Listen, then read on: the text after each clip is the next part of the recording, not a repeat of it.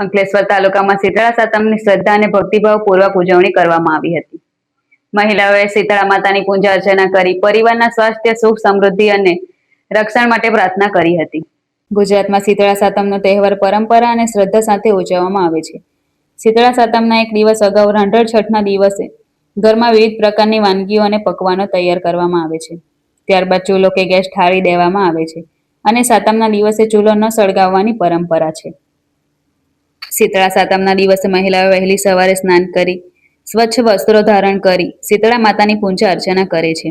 ઘીનો દીવો પ્રગટાવી માતાજીને દૂધ, જળ, ફૂલ તેમજ ઠંડા ભોજનનો નૈવેદ્ય ધરવામાં આવે છે। પરિવારના સભ્યો સ્વસ્થ રહે, બાળકોને સારું સ્વાસ્થ્ય અને લાંબી ઉંમર મળે તેમજ ઘરમાં સુખ સમૃદ્ધિ જળવાઈ રહે તેવી પ્રાર્થના કરવામાં આવે છે। અંકલેશ્વરના રામકુંડ સહિત વિવિધ મંદિરોમાં મહિલાઓએ શીતળા માતાને દૂધ, જળ અને ફૂલ અર્પણ કરી ભક્તિભાવપૂર્વક પૂજન કર્યું હતું। ભટકોદરા ખાતે આવેલા રામજી મંદિર અને મહાદેવ મંદિરે પણ મહિલાઓએ શાસ્ત્રોક્ત વિધિ અનુસાર શીતળા માતાની પૂજા કરી હતી।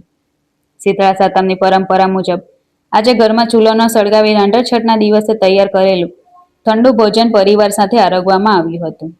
સમગ્ર અંકલેશ્વર તાલુકામાં શીતળા સાતમ નિમિત્તે ધાર્મિક અને ભક્તિમય માહોલ જોવા મળ્યો હતો। જય શ્રી કૃષ્ણ। હું હિતેશભાઈ જોશી મહારાજ। પુરાણ એવા રામકુંડ તીર્થના મહાત્મા વિશે તો આપ બધા જાણો છો। આ પુરાણ એવા રામકુંડ તીર્થની અંદર ભગવાન શ્રી માંડવેશ્વર મહાદેવનું મંદિર છે। પરમ કૃપાળુ શ્રી રામચંદ્ર ભગવાનની ભૂમિ છે અને ક્ષિપ્રા ગણપતિની આ પાવન ભૂમિ છે।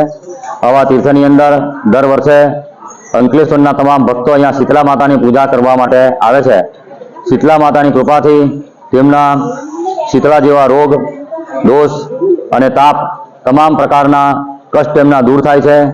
આગલે દિવસે લોકો ઠંડુ બનાવીને આજે શીતળા સાતમના દિવસે ઠંડુ ખાય અને રામકુંડ જેવા પવિત્ર તીર્થની અંદર સ્નાન કરીને દિવ્યતા અનુભવે છે।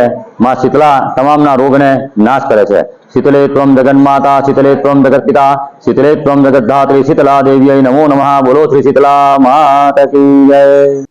AB48 ન્યૂઝ ગુજરાત સાથે ધર્મેશ રાણા, અંકલેશ્વર।